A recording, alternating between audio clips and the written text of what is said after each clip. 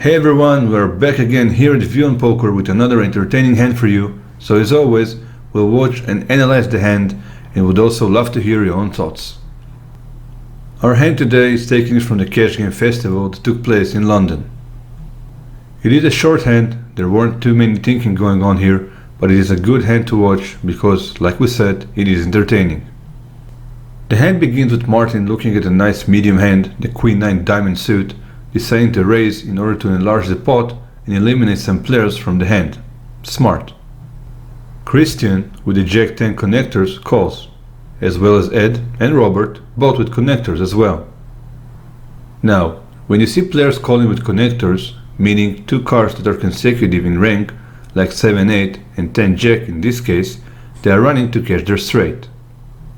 A pair probably won't be enough, especially when their connectors are low, so the call should be if the raise was a minimum raise and not pay too much, hoping to catch free cards to make a straight.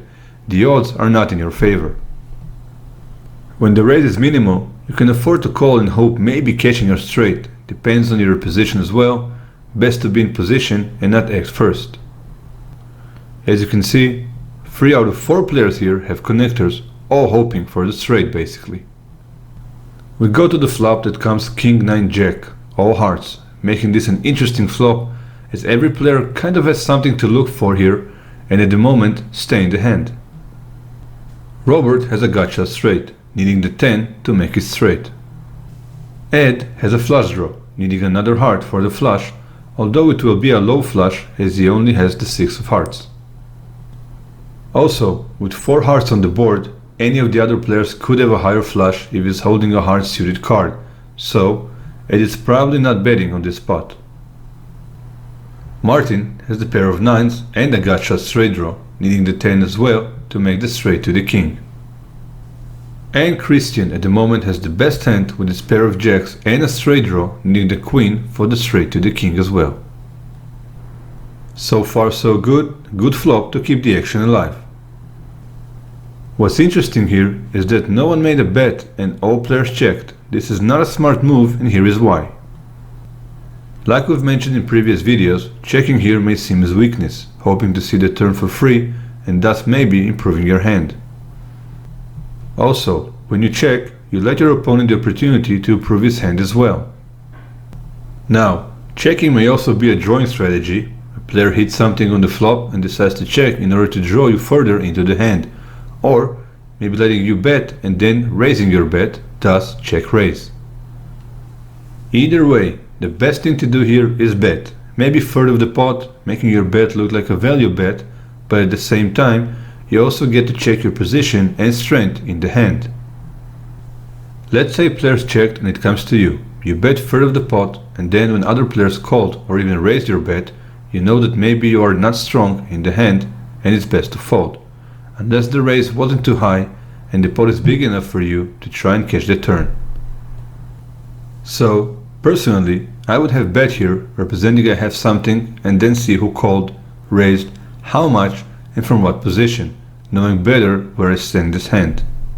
With bottom pair and a gut shot, and Christian with middle pair and a gut shot, and We go to the turn that comes the 2 of spades, a blank card that helps no one and every player around the table knows this, but the interesting thing is about to come.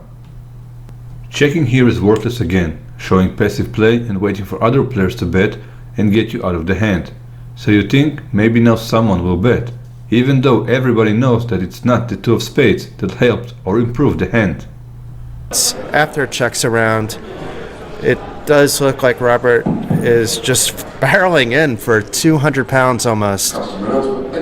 This is a 6 spot. I mean, he did sense weakness. I think this is too much of an overbet, but it could work out. What we actually see is Robert going all in with his 7-8, a very risky yet ballsy move, making Ed and Martin fold their hands. Christian is not the only one left thinking his next move. Now, let's try to analyze Robert's move here. Like we said, because everyone checked the flop and Robert was first to act when the turn came, he had to make a bet in order to be the aggressor, setting the tone and not letting other players bet had he checked. Robert could have felt weakness from the other players by checking the flop so quickly, so we decided to make a move, and what a move it is. Robert is not bluffing here. He has the straight draw, so it is a semi-bluff, but it's very risky. He's going all in to represent he has made a hand in the flop, but if he made a strong hand, why not value bet and draw your opponent? Why bet all in? It could also be interpreted as if he's bluffing to scare everyone off the hand, but he really wants to draw his opponents in and get even more value. You can analyze it all day long. You need years of experience here to know why the player did what he did and why he played this way. That is why even the pros sometimes get it wrong, even though they have played against each other thousands of hands for years and years and still get it wrong at times. That is why it is always recommended to diversify your play and thus confusing your opponents. Now, back to our featured hand. Betting all in here is very risky, but I can understand Robert's move, sensing weakness after the flop, and with such a board, he can represent a flush or a straight. This is a 6 spot. I mean, he did sense weakness. I think this is too much of an overbet, but it could work out. And Christian should be folding here a lot. He doesn't have a top pair. He does happen to be ahead. We go back to Christian, who decides to call, not thinking too much here. I'm guessing the reason is because he has a nice stack of chips next to him. Otherwise, he would have folded or at least thought some more whether to call here. It's not that Christian calls with blanks. He has the middle pair and a straight draw, although it doesn't seem to be enough here, but I guess he either read Robert somehow, thinking if he had a hand he wouldn't have made such an overbet, or he decided to risk it, having a lot of chips to back him up. Overall, it was a good call as he's leading here, while Robert has only 3 outs to win the spot, needing to catch the 10 to make a straight.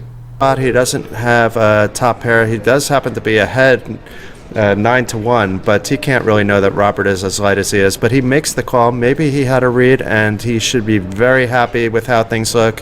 Has a 9-1 advantage against Robert. Very few cards in the deck can hurt him. It's just the 3-10. Oh my god, and the 10 comes. We go to the river, and boom, it is the 10. Well, as you probably know by now, poker is a skill game that involves the element of luck as well, and sometimes you need to get lucky in order to win in the main directions.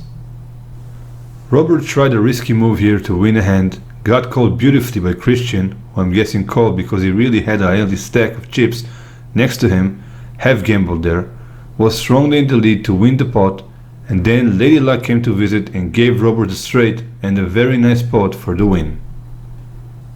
I guess the poker gods watch us play and sometimes reward us for trying to make moves, so be aggressive, guess it pays off.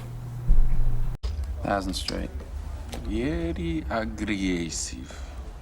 At least everyone seems happy, Robert with a very nice pot and Christian taking the loss with a smile, knowing there was nothing he could have done here but to dodge 3 outs in order to win.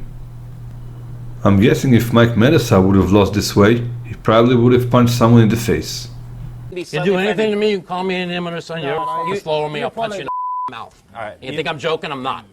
That is all from us for now.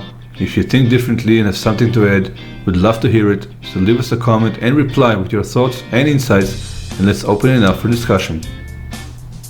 Thank you so much for watching this video. We hope you enjoyed the hand, the action, and our analysis, and would love to hear your own thoughts and insights about the hand. For more interesting, entertaining videos, please like our videos, share, comment and subscribe to View on Poker channel, and we'll keep uploading more interesting and entertaining hands for you on a regular basis. No bluff. Have a great day.